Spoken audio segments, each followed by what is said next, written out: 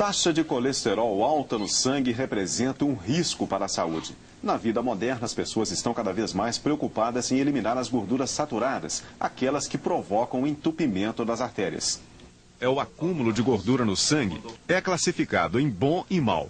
O mau colesterol facilita a formação de placas de gorduras dentro dos vasos sanguíneos. Segundo o Ministério da Saúde, 1 em cada 3 brasileiros sofre com o colesterol alto. Cerca de 58 milhões de pessoas e aproximadamente 30% das mortes no país são causados por doenças no coração. O paciente que tem hipertensão arterial, a pressão que não está controlada, o paciente que fuma, o paciente que tem, além disso, o colesterol elevado, ele é sedentário, não está praticando nenhuma atividade física, tem um nível de estresse aumentado. Se ele vai e tem o colesterol alto, ele vai somando fatores de riscos e é evidente que ele vai, com isso, tendo uma chance maior de apresentar a doença, que é a angina, o infarto e todas as suas consequências. Entre os alimentos mais nocivos ao organismo estão aqueles que derivam de gordura animal, como o bacon, a costelinha de porco, manteiga e queijos. Gorduras vegetais hidrogenadas, que fazem parte da composição de biscoitos, margarinas e produtos usados na panificação, também formam o mau colesterol. Alimentos, inclusive, muito usados na culinária mineira e que devem ser consumidos com moderação, alerta a nutricionista Ermelinda Lara. A carne de porco, leitão a pururuco, lombinho com tropeiro, né? Faz parte da nossa cultura. E não há necessidade de você radicalizar e retirar esses alimentos do seu cardápio. Eu acho que a gente tem que aprender a usar com moderação, porque são gorduras animais, são responsáveis pela elevação do colesterol plasmático, assim como os produtos baseados em gordura vegetal hidrogenada, que a gente tem que ter muito cuidado com produtos industrializados, né? Principalmente os biscoitos, né? Os salgados, salgadinhos, os salgadinhos de massa podre, principalmente, e vísceras, miúdos, frutos do mar e a gema do ovo. A castanha do Pará, legumes, verduras, soja, aveia e frutas estão entre os alimentos mais indicados para a prevenção de doenças cardíacas. Eles dificultam a formação do mau colesterol. Você incluindo alimentos com poderes terapêuticos, como a gente já sabe, são várias as substâncias presentes nos alimentos que contribuem para a diminuição da oxidação das LDL colesterol. A gente já sabe do efeito comprovado das fibras solúveis, da casca da maçã, da soja, né, a isoflavona, que é antioxidante, da aveia, que tem uma substância que é a beta-glucana, que dificulta a oxidação das LDL colesterol, e principalmente de frutas, verduras e legumes frescos. O grande problema é o alto consumo de produtos industrializados, pobres em fibra e que podem estar contribuindo com o aumento das doenças do coração.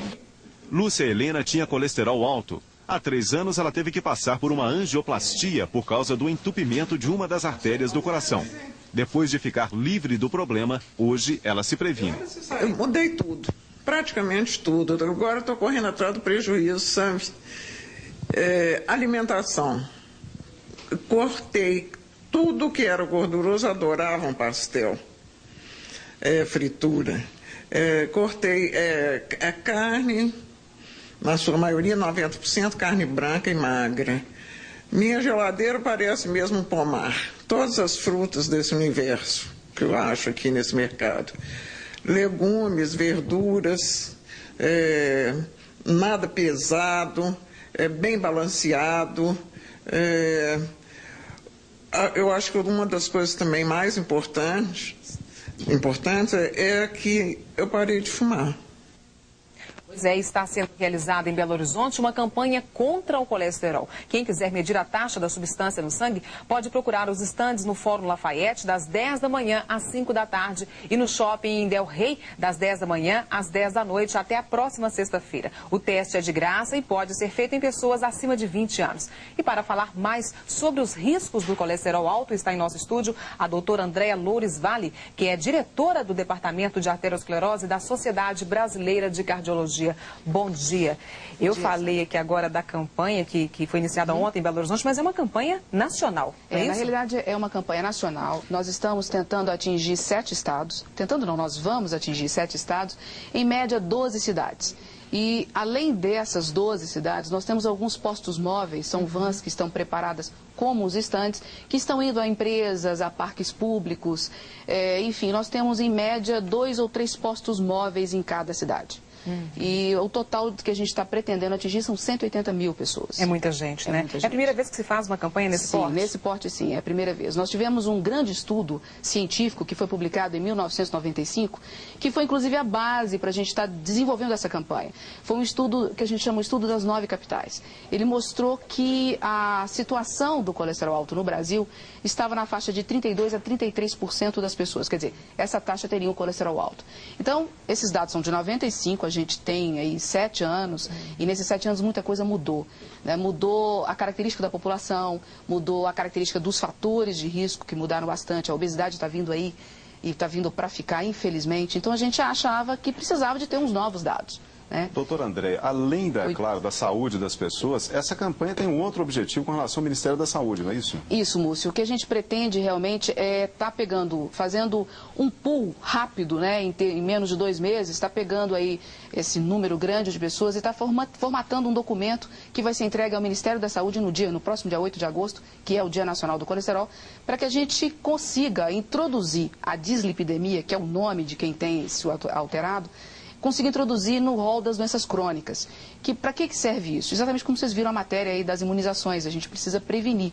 E para prevenir nada melhor do que campanha, a gente precisa educar a população. Então, o colesterol alto entraria no rol das doenças como teve a hipertensão, como teve o diabetes. A gente passaria a ter campanhas nacionais quanto a isso e, em última análise, ter remédio no posto para isso, que é a grande motivação. A senhora falou agora há pouco da obesidade. A obesidade, ela está diretamente relacionada ao colesterol alto? Como que funciona? Olha, Sandra, para explicar isso de uma maneira bem rápida, é o seguinte, a obesidade gera uma série de coisas. Então, por exemplo, a gente tem o sedentarismo aumentando, evidentemente, a gente tem a má qualidade nutricional, a má alimentação envolvida. Mas, além disso tudo, a gente tem uma alteração de um perfil metabólico, que é realmente o mais importante. Nós não estamos preocupados com a obesidade do ponto de vista estético, e sim com o que a obesidade faz em relação aos vasos, em relação ao sistema hormonal, enfim, uma série de coisas, né? E dentro disso tudo, essa mudança de perfil metabólico faz com que a gente tenha uma coisa que os médicos chamam de síndrome metabólica, que é o grande novo mal desse século, que é uma alteração conjunta de vários fatores, incluindo o colesterol. O colesterol ruim, ele fica mais aterogênico, ou seja, ele causa mais placas, e isso modifica todo o risco das pessoas. E isso vem aumentando muito, infelizmente. Doutor André, as pessoas normalmente costumam pegar só pelo fator alimentação. Quer dizer, ele é muito importante, mas ele não deve ser olhado isoladamente nesse contexto. Olha, muito obrigada por essa pergunta, porque isso faz com que a gente consiga tentar tirar um pouquinho alguns mitos, né? É evidente que nós temos que ter uma alimentação saudável. A Ermelinda falou aí, ela é uma expert no assunto, e com certeza, né, existe um tripé no que a gente chama de estilo de vida. É a alimentação saudável, a atividade física, isso é de extrema importância, e o não fumar. Isso é o que nós chamamos de estilo de vida. Mas veja, isso é para prevenção. Todos nós devemos ter esse estilo de vida saudável. Agora, quando a gente fala do doente, da pessoa que já tem o fator de risco, que no caso é o colesterol alto, essa coisa muda um pouquinho de figura. É evidente que a gente tem que modificar o estilo de vida, tem que modificar a alimentação, e isso é ponto lógico, mas a gente precisa de uma outra coisa. Essa modificação ela tem que ser tão forte quanto um tratamento. Mas ela sozinha não resolve, porque geralmente a gente tem outras coisas associadas e existe a predisposição genética, que é muito importante nessa doença, e que com certeza, o que eu queria deixar claro, que às vezes vai ter gente assistindo aí que tem o colesterol alto, faz a dieta e não resolve nada. Isso é um dia a dia que acontece muito no nosso consultório. Então eu queria salientar o seguinte, às vezes só a dieta não vai resolver. Vai precisar ser tratado, vai precisar usar uma medicação. Isso não significa que a pessoa deva abandonar a mudança de estilo de vida, pelo contrário. Mas veja, não é só a alimentação inadequada que causa o colesterol alterado. Ok. Agora, rapidamente, a senhora trouxe aí um exemplo, exatamente o que acontece dentro do organismo da pessoa quando o colesterol está alto, é isso? Isso aqui é um vaso, né, cortado de forma transversal assim e de forma longitudinal assim, né, e que mostra o seguinte, o que está em amarelo aqui são as placas de gordura. Então o colesterol vai penetrando na parede do vaso e vai formando essa plaquinha que está aqui. E eu acho que dá para ver bem, a gente teria o tamanho do vaso normal, seria esse, com a placa ele começa a ficar semi-obstruído. Então aonde tiver uma artéria com essa placa, a gente vai ter uma diminuição do fluxo de sangue.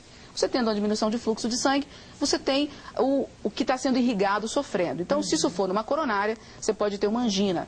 Se isso for em alguma artéria cerebral, você pode ter sintomas de isquemia. E isso vai evoluindo até o ponto que você tem uma trombose, essa placa rompe por algum motivo, vem um coágulo aqui dentro. E aí você tem um infarto, você tem um derrame, você tem, enfim, alterações onde tiver artéria. E sobre esses mitos, a berinjela, por exemplo, o vinho, eles resolvem, eles combatem mesmo o colesterol ou nada foi provado aí? Não, olha, isso é muito importante a gente deixar claro que, no ponto de vista da berinjela, não há nenhuma comprovação científica.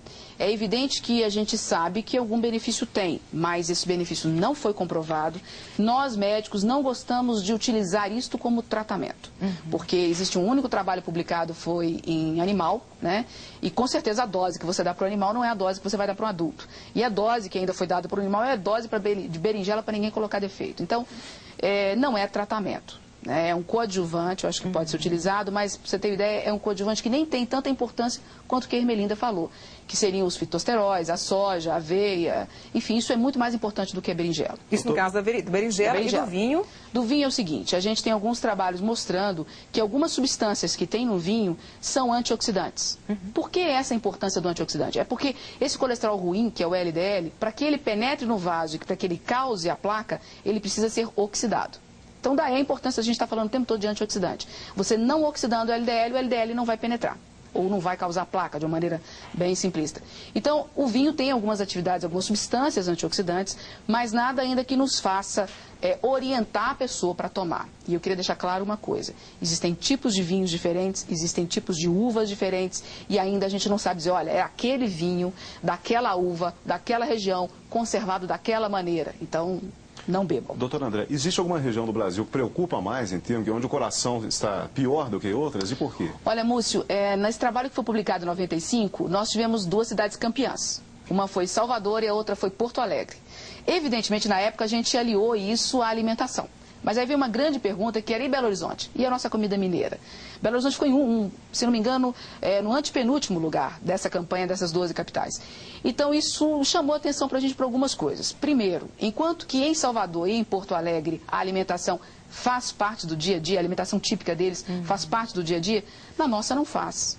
Nós mineiros não comemos torresmo todos os dias, nós não comemos feijão tropeiro todos os dias, isso é muito esporádico. Então ficou essa dúvida. Agora a gente espera que com essa campanha isso nos dê mais dados. Eu só queria colocar uma coisa para vocês.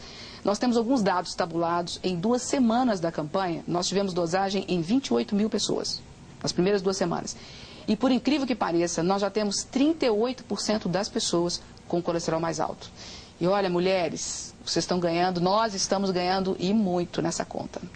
Vamos ver então o que vai acontecer. Sucesso na campanha. Obrigada. Então. Obrigada pela participação aqui no Jornal Minas, pelos agradecimentos. Muito obrigada.